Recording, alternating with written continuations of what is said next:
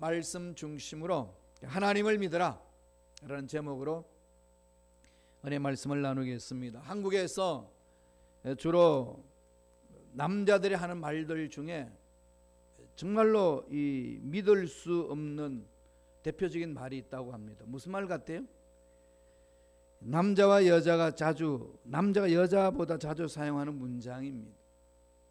데이트할 때도 그렇고 결혼을 약속할 때도 그렇습니다만은 보통 총각 처녀들이 만나서 던지는 말이 너 오빠 믿지?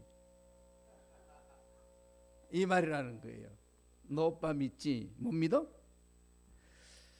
여자친구를 신뢰하는 시험을 할 때 쓰는 이상야릇한 문장이라고 그럽니다. 근데 도대체 뭘 믿으라는 건지 목적어도 없고 믿어도 돼 확신형도 아니고 아주 의문형으로 그렇게 던집니다.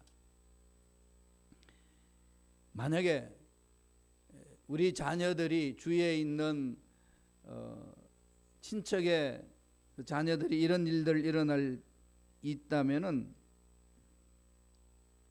늘 조심하라고 가르쳐야 된다는 거예요. 결혼할 상대자로서 관계를 맺지 않는 이상 오빠 믿지라는 그 말이 90%가 다 거짓이라는 겁니다. 발등을 찍힐 수 있다는 거예요. 그래서 예방을 해야 된다는 겁니다. 그래서 이렇게 가르칩니다. 만약에 그런 일이 일어나면 받아치려면 가장 간단하게 아니 못 믿어 이런 말로 응대하면 된다고 이 연애하기라든지 결혼하기 전에 상황들을 가르칠 때 강의할 때 주로 그런 말을 쓴다고 그래요. 아니 못 믿어. 참 세상 일에 믿기 어려운 일들이 너무 많습니다. 잘 분별하지 아니하면 너무나도 힘든 일들이 일어나는 일이 얼마나 많은지 모릅니다. 우리 신앙생활 중에서도 믿습니다라는 그 말에 뿌리가 어디 있는지를 잘 찾아내지 아니하면은 믿음이라는 그 자체의 허상에 대해서 넘어질 때가 많다는 겁니다. 오늘 본문에서 주님은 하나님을 믿는 믿음에 대해서 말씀하고 있습니다.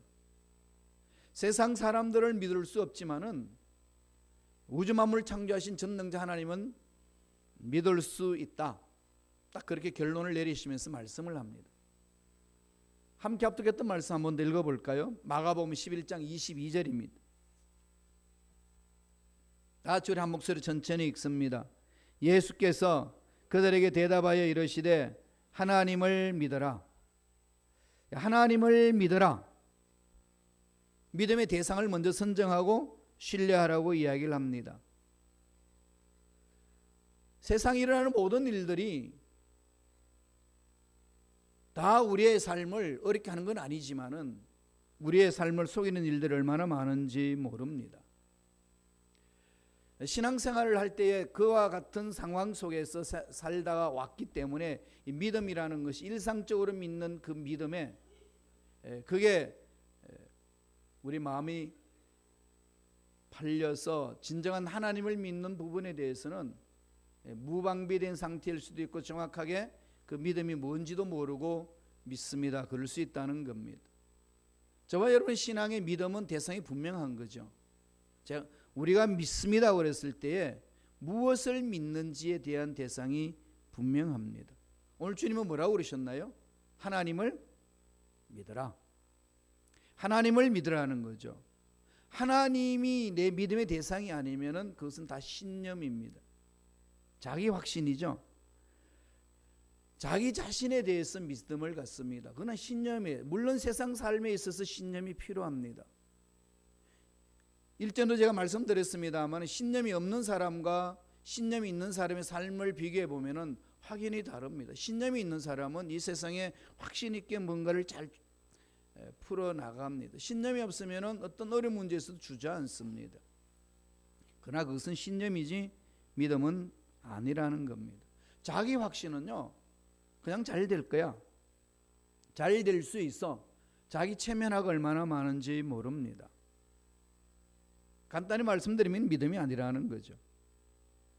믿음은 자기 자신을 확신하는 것이 아니라 하나님을 바라보고 하나님이 하신 말씀에 확신을 갖습니다. 하나님이 하신 말씀이 그대로 이루어질 줄로 믿습니다.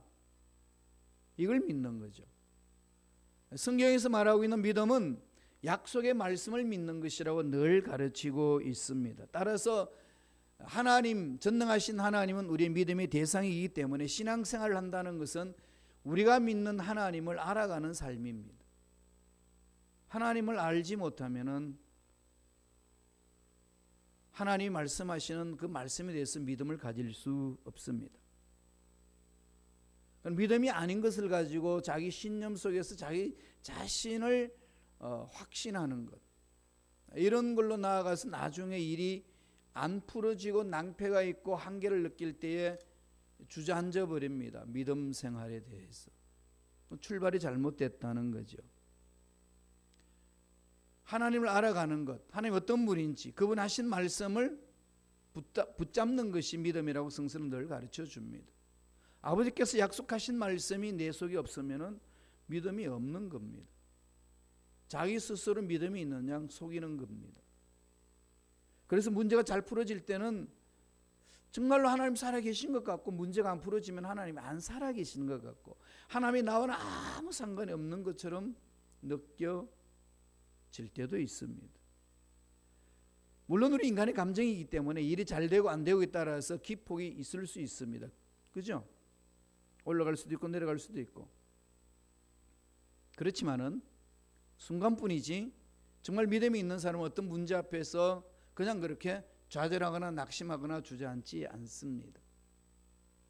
오늘 주님이 제자들에게 무화과 나무가 저주를 받아서 마르는 사건을 통해 가지고 베드로가 그걸 바라보고 주님 하신 말씀대로 무화과 나무가 말라버렸습니다. 그랬을 때 주님이 던진 메시지가 오늘 말씀입니다.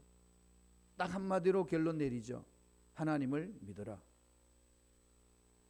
우리 신앙 하나님을 믿는 거죠. 이 하나님을 믿으라는 것이 어떤 믿음을 말하는 것일까요?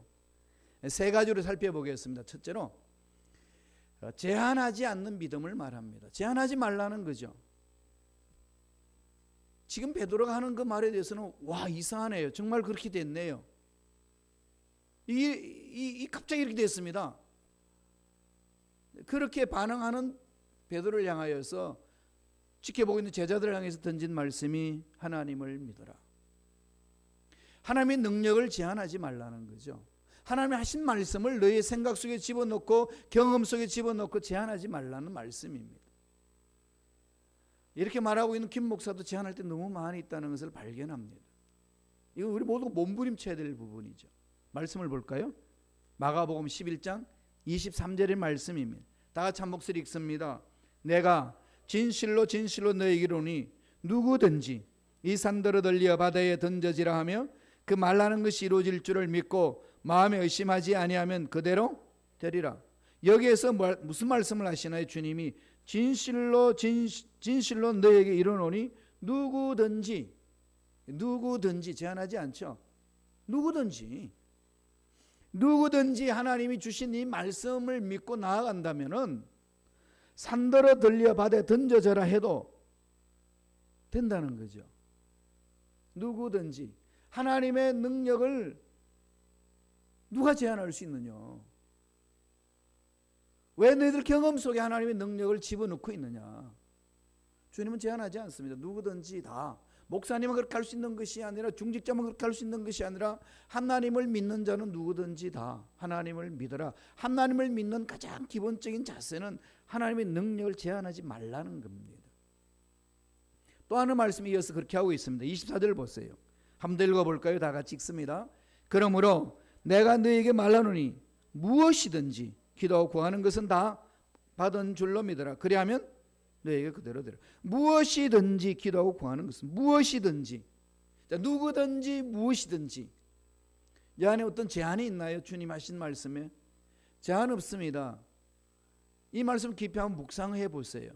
지금 주님이 어떤 의도로 지금 말씀하고 있는지. 믿습니다라고 하는 그 믿음 속에 뭘 믿느냐는 거죠.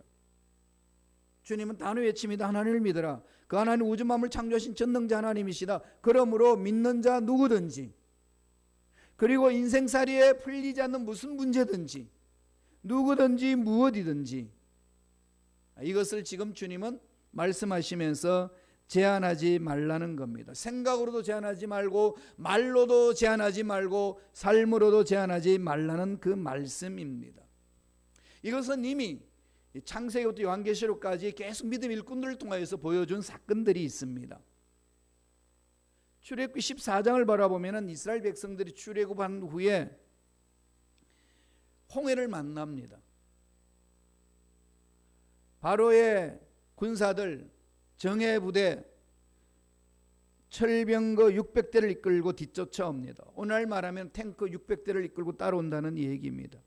이스라엘은 그 당시 백성들은 그냥 노예로 살았기 때문에 군사들도 아니고 훈련받은 사람들도 아닙니다. 그리고 무기도 없습니다. 대적할 수 있는 힘은 하나도 없습니다. 이 상황들 너무나 잘 알고 있습니다. 뒤에서 지금 쫓아오고 있어요. 잡히면 그냥 다 포로 끌려가는 겁니다. 달려갈렸더니 앞에는 홍해로 가로막고 있습니다. 이 정도 되면 누구든지 뭐라고 생각하나요? 이제는 죽었다. 죽었다 그러면은 지금 죽을 수 있는 길만 찾는 거죠. 어떻게 죽을 건가? 왜? 상황이 그렇게 펼쳐져 있으니까. 이런 상황이 늘 펼쳐져 있을 때 전능하신 하나님은 내 머릿속에서 지워져 버리는, 하나님의 능력은 내 상관 아무 상관이 없는, 지금 이 상황 속에서 전능하신 하나님이라는 것은 너무나도 내 머릿속에만 들어있는 이데올로기적인 것, 이건 뭐 현실은 아닌데 이런 속에 빠져 있는 것이 인간의 연약한 모습입니다. 무화과 나무가 말라 죽었습니다 라고 했을 때 주님이 하신 말씀이 하나님 믿어라. 왜 하나님의 능력을 네가 제한하냐? 여태껏 내가 너에게 던지는 말을 어떻게 들었느냐? 이 말씀이죠. 홍해를 다 건넜어요. 그냥 길이 열린 거죠. 하나님은 그렇게 하실 수 있다는 것을 우리에게 말씀합니다. 사업의 문제가 막혔어요. 앞날의 문제가 막혔습니다. 직장의 삶의 문제가 막혔습니다. 교회 공동체 나아갈 길이 막혔습니다. 그러면 우리는 서로 안 되는 것, 그럴 수밖에 없던 상황들에서 변명거리를 찾지요. 그럴 수밖에 없었습니다. 그래도 최선을 다했는데 이럴 수밖에 없었습니다 라고 하나님의 능력은 제한해 놔놓고 이제 우리가 풀 수 있는 이 부분에 대해서만 집중을 합니다. 답 안 나오죠. 그러면 이런 부분에 대해서 주님이 던지는 메시지, 하나님을 믿어라. 하나님 제한하지 마라. 홍해를 가르고 나서 모세가 그걸 압니다. 그 홍해를 건너고 나서 이렇게 찬양을 해요. 출애굽기 15장 1절 2절 한번 다 같이 읽어볼까요? 한 목소리 읽습니다. 내가 야훼를 찬송하리니 그는 높고 영화로우심이요 말과 그 탄자를 바다에 던지셨음이로다. 야훼는 나의 힘이요 노래시며 나의 구원자이시로다. 그는 나의 하나님이시니 내가 그를 찬송할 것이요 내 아버지의 하나님이시니 내가 그를 높이리로다. 만나는 거죠. 하나님을 만나고 보니까 하나님이셨군요. 체험하고 고백하잖아요. 주님의 제자들이 이미 하나님을 믿어라 그렇게 말씀합니다. 지금 이건 도저히 있을 수 없는 일인데, 안 되는 일인데 되었군요 라고 외치는 그 제자들에게 하나님을 믿어라. 이게 하나님 믿는 자녀들이 가장 기본적으로 가져야 될 자세입니다. 그래서 어떤 사건이 일어났을 때, 막다른 골목이 있을 때에 오늘 이 말씀을 만판에 새겨 있어요. 하나님을 믿어라. 어떤 하나님? 우주 만물을 창조하시고 죽은 자도 살리시고 없는 것도 있게 하시는 하나님. 다 세상 끝났다라고 이젠 더 이상 할 수 없다라고 손 들었을 그때에 우리가 마음속에 되새게 될 것은 하나님을 믿는 겁니다. 마가복음 9장 23절에 바라보면 주님이 그러시죠. 할 수 있거든요. 무슨 말이냐. 할 수만 있다면 내 아들 좀 살려주세요 라고 하는, 간질병에 걸려가지고 물에도 쓰러지고 엎어지고 악한 영들이 괴롭히는 그 상황 속에서 아무리 해도 안 되는 상황이 있을 때 아들의 아버지가 예수님께 와서 주님 할 수만 있다면 좀 해주세요. 그랬더니 주님 맞받아칩니다. 할 수 있거든요. 무슨 말이냐? 믿는 자에게는 능치 못할 일이 없느니라. 믿는 자에게는 능치 못할 일이 없느니라. 여러분 이 말씀을 어떻게 이해하고 계시나요? 머릿속으로만 이해하나요? 아니면 전능자 하나님께 집중하면서 그 하나님의 능력을 믿고 나가는 나에게 이런 일이 일어날 줄로 믿습니다라고 고백하는 건지, 아니면은 그냥 막연하게 주님이 그렇게 하셨나 보다라고 설렁설렁 넘어가는지 보셔야 되지 않겠어요? 주님이 이런 말씀을 또다시 던져줍니다. 마가복음 10장 27절이에요. 다 같이 우리 한 목소리 천천히 읽겠습니다. 예수께서 그들을 보시며 이러시되 사람으로는 할 수 없으되 하나님으로는 그렇지 아니하니 하나님으로서는 다 하실 수 있느니라. 하나님은 어떻게 하시죠? 다 하실 수 있느니라. 이게 성경 속에만 들어있는 주님의 말씀이신가요? 아니면 예수님을 믿고 있는 저와 여러분 삶 속에 그 하나님의 전능하심이 드러나는 그 말씀으로 믿고 계십니까? 우리 신앙 다시금 많이 점검해 볼 분들이 많이 있습니다. 저 역시 그래요. 하나님은 다 하실 수 있습니다. 그렇게 고백하는 것은 하나님 능력은 제한받을 것이 없다는 거죠. 제한하지 말라는 겁니다. 그런 어떤 하나님의 능력을 맛보기 위해서는 가장 근본적으로 내가 어떤 사람이고 어떤 존재고 연약하고 이런 부분은 아무 문제가 되지 않는다는 겁니다. 다 날려버리라는 거죠. 오직 믿음이라는 것이 여기서 출발합니다. 전능하신 하나님을 믿고 약속하신 아버지의 말씀이 그대로 이루어질 줄로 저는 믿습니다. 이 고백으로 달려가는 걸 말합니다. 제한하지 말라는 거죠. 두 번째는 어떤 믿음을 가지라고 말씀하실까요? 의심하지 않는 믿음. 의심하지 말라는 거죠. 우리 말씀 한번 읽어보겠습니다. 마가복음 11장 23절이에요. 다 같이 읽습니다. 내가 진실로 너에게 이르노니 누구든지 이 산더러 들려 바다에 던져지라 하며 그 말하는 것이 이루어질 줄을 믿고 마음에 의심하지 아니하면 그대로 되리라. 의심이란 단어를 들고 나왔습니다. 누구든지 무엇이든지 제한하지 말라라고 주님 말씀하시고 나서 두 번째 던지는 메시지는 의심하지 말라는 거죠. 의심은 사람을 죽이죠. 판단이 서지 않습니다. 의심 들어가는 순간에 손이 안 잡히죠. 판단이 올바로 서지 못하기 때문에 그냥 헷갈리는 겁니다. 그러니까 더 의심이 나오는 거죠. 그러니까 마음을 잡을 수가 없습니다. 인간관계도 그렇지 않나요? 의심해서 좋을 게 있나요? 하나도 없습니다.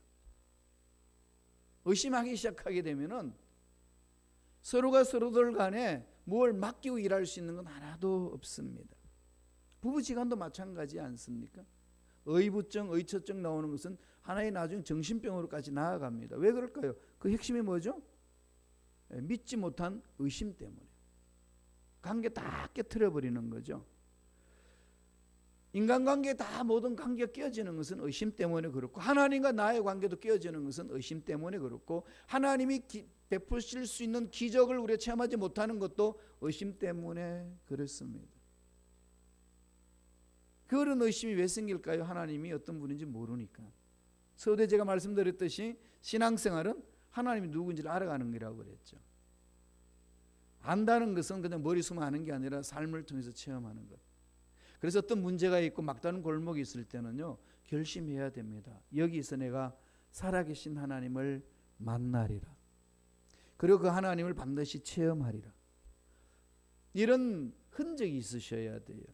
내가 만나본 하나님이 있으면, 내가 만난 하나님이 있으면은 내 인생에 펼쳐지는 문제 앞에서 뒤로 물러서거나 주저앉거나 좌절하지 않습니다. 올바른 믿음 생활 가능하다는 거죠. 그리고 육체적인 건강도 회복이 됩니다. 최근에 흥미로운 책이 하나 있습니다. 뇌내 혁명, 뇌에 있는 혁명, 대뇌의 혁명이라고 그러기도 하고 뇌에 있는 그 혁명, 뇌의 혁명이라는 겁니다. 하루아마 시게오, 일본 사람이 지었어요. 이분은요 1940년생인데 교토에서 태어나서 도쿄 의과대학, 동경의과대학에 들어가서 한의학과 양의학을 다 공부해서 박사학위 받은 분입니다. 그분이 책에서 뭐라고 기록했냐면은 뇌의 혁명에 대해서 싫다 좋다라는 생각을 하는데도 인간들에게 기본적인 양의 에너지가 필요하다고 그럽니다. 음식을 먹고 이제 단백질을 분해해 나가잖아요. 그 단백질 분해하는 방법이 긍정적으로 생각할 때하고 부정적으로 생각할 때하고 단백질 분해 방법이 다르다는 겁니다. 스트레스를 받더라도 긍정적으로 생각해서 이건 뭐 아무것도 아니야, 날려버릴 수 있어, 지나가면 돼, 이렇게 생각하면은 부신피질 호르몬과 엔돌핀으로 단백질이 분해되어 가지고 이 육체적 스트레스를 완화시키는 역할을 해주는 부신피질 호르몬이 나온대요. 그렇게 분해가 된다는 겁니다. 엔돌핀이 나와서 정신적인 스트레스를 해소시키는 작용을 한다는 거죠. 그런데 그것을 부정적으로 생각하고 받아들이면은 엔돌핀과 부신피질 호르몬으로 바뀌지 아니하고 아드레날린으로 바뀐다는 겁니다. 참 묘하죠. 노르아드레날린, 아드레날린, 이것은 독성이 강하기 때문에 사람의 몸을 더 경직화시키고 더 노쇠화시킨다는 겁니다. 똑같은 음식을 먹어서 우리의 생각에 뇌에 어떤 작용을 하느냐에 따라서 거기에서 단백질 분해되는 그 속성이 다르게 분해된다는 겁니다. 그러면서 그분이 하시는 얘기가 사건을 바라볼 때에 그 사건을 바라보는 생각부터 먼저 정리하라는 겁니다. 늘 행복하다, 기쁘다, 하나님의 은혜 안에서 이 문제는 해결할 수 있다, 이러한 상황 속에서 나아가게 되게 되면은 엔돌핀과 부신피질 호르몬이 나와서 스트레스를 완화시키는 그런 호르몬으로 이렇게 전환이 되는데, 힘들다, 짜증스럽다, 안 된다, 실패다, 좌절감 느낄 수밖에 없는가, 이건 안 되는 거야 라고 자기 이 생각 속에 빠져들어가기 시작하기는 자기를 파멸을 시키는, 오히려 더 힘들게 만드는 그러한 호르몬 아드레날린, 그 다음에 노르아드레날린이 나와서 또 육체를 이렇게 노쇠화시킨다는 겁니다. 이게 이제 평범한 사람이 말하면 그런가 보다 할 수 있는데, 평생 뇌에 대해서, 뇌의학에 대해서 양약과 한의학으로 연구해서 발표한 사람입니다. 그러면서 하는 얘기가 의심 문제를 들고 나왔습니다. 의심을 하게 되는 순간에 그 단백질 분해가 그런 쪽으로 간다는 거예요. 아드레날린으로 간대요. 그렇게 분해되는, 똑같은 음식인데 어떤 생각이 이해해서 되느냐에 따라서 이게 전달된다는 겁니다. 이런 부분들은 뭐 이북만 발표한 것이 아니라 언어에서 언어학자들이 발표한 것도 수도 없이 지금 세상에 흘러나오고 있죠. 중추신경이 있어가지고 어떤 말을 하고 어떤 생각을 하느냐에 따라서 우리 중추신경 전체를 지배하기 때문에 우리 육체의 모든 순간 모든 부분에 다 전달된다는 겁니다. 의심을 갖게 되는 순간에 육체적으로도 오히려 더 망가지게 만든다는 얘기입니다. 그럼 믿음이란, 주님 오늘 말씀하신 말씀의 믿음이란 뭘까? 하나님 믿음이라는 것은 하나님 하실 일을 의심하지 말라는 거죠. 세상이 바뀌어지고 문제가 있고 앞길이 깜깜해도 하나님이 우리를 창조하셨고 하나님 우주 만물을 만드셨고 그분이 1.1획도 세상 끝날 때까지 변함없이 동일한 말씀 하신 약속의 말씀을 붙들고 의심하지 말라는 겁니다. 의심하지 않고 담대히 나아가게 되게 되면은 하나님은 그것을 붙들어 주신다는 거죠. 선교사, 아프리카 선교사, 유명한 선교사 중에 데비드 리빙스톤 선교사가 있습니다. 여러분 들어보셨을 거예요. 16년간 거기서 섬겼습니다. 스코틀랜드로 이제 끝나고 돌아왔어요. 자기 고향으로. 그래서 글래스고 대학에서 강의를 합니다. 팔란 쪽이요, 사자한테 공격을 받아가지고 그냥 물어 뜯겨가지고 쭈글쭈글해져서 힘을 못 써 그냥 달려 있습니다. 수십 번의 열대병을 걸려가지고 초췌해진 모습입니다. 리빙스턴 선교사님이 대학에서 강의를 합니다. 그리고 질문을 했어요. 여러분, 나그네 삶이 가져다 준 외로움과 고통과 어려움 속에서 넘어지지 않고 버틸 수 있는 힘이 뭔지 아십니까? 아프리카 지역에서 맹수들이 공격이 없고 수많은 사람들이 이 식인종들이 달려들기도 하고 어려운 상황 속에 있는데 그럼에도 불구하고 내가 넘어지지 않고 버티고 일어설 수 있던 힘이 뭔지 아십니까? 뭔 걸 같아요? 다 조용했어요. 뭐 각자 생각이 있을 거니까. 그때 리빙스턴이 이런 말을 했습니다. 그것은 약속의 말씀이었습니다. 내 인생의 전부를 책임지시겠다고 약속하신 주님의 약속의 말씀, 저는 그것이 나를 지켜주었습니다.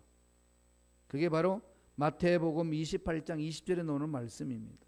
아시죠? 주님의 지상사명, The Great Commission, 아주 지상사명, 최고의 명령인, 내가 너에게 분바의 모든 것을 가르쳐 지키게 할지어다. 볼지어다 내가 세상 끝날까지 너희와 항상 함께 있으리라. 맹수가 달려들어서 막 죽을 위기에 있을 때 늘 이 말씀이 자기를 잡았대요. 여기에서 하나님이 나와 함께 하시는 줄로 믿습니다. 하나님이 나와 함께 하시기에 이런 상황 속에서도 나는 살아남을 수가 있는 줄로 믿습니다. 지금 오늘 저와 여러분들이 이민생활 속에서 끊임없이 이 약속의 말씀을 붙들고 가야 되지 않겠습니까? 그냥 좋은 말씀이야, 이게 아닙니다. 나는 이 말씀에 목숨 걸겠습니다. 달려드는 거죠. 이걸 믿는 겁니다. 뭘 믿겠어요? 우리의 믿음의 대상은 하나님이에요. 하나님이면 하나님이 하신 말씀을 믿는 거지요. 이 문제가 해결될 줄로 믿습니다. 그건 자기 생각일 수도 있어요. 그러나 이 문제에 대해서 하나님이 뭐라고 말씀하셨는지 아버지께서 하신 그 말씀에 집중하는 게 중요하다는 겁니다. 하나님께 집중하는 게 중요하다는 겁니다. 하나님이 하신 말씀이 보편적이지만은 이 보편적으로 하신 이 말씀이 내 삶의 연장 속에 그대로 가슴 파고들을 때 있습니다. 내가 세상 끝날까지 너와 함께 하리라. 확 붙던 거죠. 그러니까 흔들리지 않고 버틸 수 있었다는 말씀입니다. 의심은 그래서 깨트릴 수 있어요. 일이 풀어나가는데 계획대로 안 되고 막 막힐 때는 사람은 다 의심을 갖습니다. 이게 잘못하고 있지 않나. 제자 중에 암이 걸려서 40대 중반인데 암이 걸려서 수술을 받아야 될 제자가 있어서 기도 제목으로 저한테 SNS로 보내줬어요. 그러면서 그런 문장을 담았더라고요. 목사님, 지금 내 상황에 전능하신 하나님이 아무 관계가 없다면 어떻게 하죠? 이게 다 알아야 자기가 하나님 함께 하신다는 걸 알고 다 공부했어요. 박사학위까지 받은 사람입니다. 위로하면은요, 나도 다른 사람이 위로해 줄 때는 그런 말 다 했어요. 막상 자기가 그 상황을 당하고 나니까 정말 먹먹하다는 거지. 그러면서 하는 말이, 이 상황 속에 전능하신 하나님이 나와 아무 상관이 없다고, 아무것도 상관하지 않으시면 난 어떻게 되죠? 제가 뭐라고 말했겠어요? 좋은 소리가 나가겠어요? 좋은 소리 내보냈습니다. 믿음의 문제다. 지금은 믿음이 작동할 때다. 지금 그 상황 속에서 믿음이 작동하지 않는다는 것은 네가 믿음이 없다는 얘기다. 믿음이 있는 것처럼 착각한 것 뿐이지. 믿음은 하나님의 능력을 신뢰하는 것이고 하나님의 약속이 그대로 될 것을 신뢰하는 것이고 믿는 거다. 그러면 의심은 날아간다. 그럼에도 불구하고 의심이 온다는 것은 너의 믿음 문제야. 그리고 수술을 받을 날짜를 놓고 마음을 평정을 찾고 있습니다. 그 사람만의 문제일까요? 그와 유사한 문제들을 만날 때 다 그런 절망을 느끼는 것은 인간 아니겠습니까? 솔직한 거죠. 솔직하게 자기 속에 내면에 있는 것을 다 털어내는 겁니다. 탈탈 털어서 고백하는 거죠. 보여주는 거죠. 여기에서부터 우리의 믿음은 출발합니다. 의심하지 않는 믿음. 하나님을 믿어라, 의심하지 말라. 그냥 슬렁슬렁 넘기지 말라는 거죠. 마지막 세 번째, 하나님을 믿어라 이렇게 던지는 메시지가 뭐가 들어있나요? 그것은 실제로 일어나는 믿음이라는 겁니다. 네가 믿고 있는 것이 그대로 된다는 것을 믿는 거다, 그 말씀하시는 거죠. 예수님이 예루살렘 올라가시고 계실 때 한 무화과 나무에게 열매를 얻으려고 갔지만 열매가 없으니까, 잎사귀는 무성한 열매 없어요. 무화과 나무는요, 잎사귀가 많으면 열매가 맺힙니다. 그게 무화과 나무예요. 그런데 잎사귀가 가득 있는데 열매가 없다는 것은 그 속이는 겁니다. 그래서 하나님의 창조 질서를 파괴시키는 모습 아니겠습니까? 그 자리에서 저주해 버렸습니다. 물론 이건 상징적으로 예루살렘의 성전, 유대인들이 신앙생활이 형식적이라는 것에 대해서 책망이기도 합니다. 현실적으로 또 무화과 나무 그런 모습 속에서 설명을 하시면서 열매가 맺지 않는 그 무화과 나무를 바라보고 주님은 저주를 합니다. 그런데 아침에 일어나서 보니까, 베드로 가서 보니까 주님이 저주한 말씀 그대로 그냥 저주를 받아가지고 말라 비틀어지고 있었습니다. 너무 신기하잖아요. 그래서 베드로 고백하는 거예요. 랍비여 보소서, 저주하신 나무가, 무화과 나무가 말랐나이다. 너무 신기하고 너무 능력이 나타나는 모습 속에 말로 표현할 수 없고 어떻게 할 수가 없어가지고 그냥 주님 앞에 나와서 와, 말씀하신 대로 되네요. 그때 주님이 이 말씀을 던졌습니다. 하나님을 믿어라. 하나님이 믿는 것이 뭔지 아느냐? 23절 한번 더 읽어보죠. 다 같이 읽습니다. 내가 진실로 너에게 이르노니 누구든지 이 산더러 들려 바다에 던져지라 하며 그 말라는 것이 이루어질 줄을 믿고 마음에 의심하지 하면 그대로 되리라. 말라는 것이 이루어질 줄을 믿고 마음에 의심하지 아니하면 그대로 되리라. 그대로 되는 믿음을 말하는 거죠. 하나님 전능하심을 믿는 것은 내가 믿은 그대로 되는 것을 믿는 것을 말합니다. 믿음 내 마음엔 따로 있고 내 믿음 생활 따로 있는 것, 이게 아니라는 거죠. 어떤 환경이 놓여 있든지 간에 하나님이 주신 약속의 말씀을 보여잡고 믿으면 믿은 대로 그대로 된다는 겁니다. 이게 주님이 하시는 말씀이에요. 24절 보세요. 그러므로 내가 너에게 말하노니 무엇이든지 기도하고 구하는 것은 받은 줄로 믿어라. 그리하면 너에게 그대로 되리라. 그대로 되는 신앙이에요. 믿은 대로 되는 신앙을 말합니다. 우리는 기도하고 나서 잊어버릴 때가 많이 있어요. 그리고 응답받으면 너무 신기하다는 거죠. 기도해놔놓고 잊어버렸으니까. 신앙생활은요, 하나님의 전능하심을 믿는데 하나님 하신 말씀에 약속 말씀 붙들고 나갈 때에 믿습니다면 믿은 대로 된다는 겁니다. 그래서 주님 뭐라고 그러십니까? 내 믿음대로 될지어다. 내 믿음대로 될지어다. 이게 오늘 하나님을 믿으라는 그 말씀입니다. 그래서 우리가 늘 외쳐야 돼요. 내 영혼아 깨어라. 잠자는 영혼아 깨어나라. 다윗은 그렇게 외치지 않습니까? 주님이 들으시는 거죠. 하나님 듣고 계시는 겁니다. 저와 여러분이 내면 속에서 생각하는 거 다 알고 계시고 내 내면을 향해 하는 말씀도 듣고 계시고 내가 입 밖에 그냥 내봤던 말씀도 다 듣고 계십니다. 민수기 14장 28절에 그렇게 약속하셨습니다. 뭐라고 말씀하셨나요? 한번 잘하는 말씀이지만 한번 더 읽어볼까요? 나의 삶을 걸고 맹세하노라. 너희 말이 내 귀에 들리는 대로 내가 너희에게 시행하리라. 나의 삶을 걸고 맹세하노라. 우주 만물을 창조하시고 신실하신 전능하신 하나님이 선포해 주십니다. 내 삶을 걸고 맹세하노라. 이거 어마어마한 말씀이잖아요. 이걸 우습게 생각하지 말라는 겁니다. 노아의 시대 때는 이 말씀을 농담으로 여겼습니다. 그런데 오늘 현대 그리스도인들도 농담으로 여기는 사람이 많습니다. 그 과거에 그런 일이 있었던 것들 여러분 안 그러시나요? 예, 그러지 않길 바랍니다. 정말 말씀이요, 말씀으로 들리지 않으면 농담으로 여겨져요. 그럼 우습게 생각하는 거죠. 낭패를 당합니다. 나의 삶을 걸고 맹세하노라. 너희 말이 내 귀에 들린 대로 내가 너희에게 시행하리라. 그냥 믿으십시다. 그러면 그대로 됩니다. 우리 그대로 되는 것을 안 믿으니까 그 하나님의 능력을 자꾸 내 생각으로 제한해버리고 이 핑계 저 핑계 이 환경 저 환경 그거 다 내 경험 그런 것들 다 섞어가지고 믿습니다라고 하니까 하나님의 능력이 우리 속에 나타나지 않다는 겁니다. 하나님을 믿어라. 어떻게 하시겠어요? 믿어야죠. 그냥 믿습니다.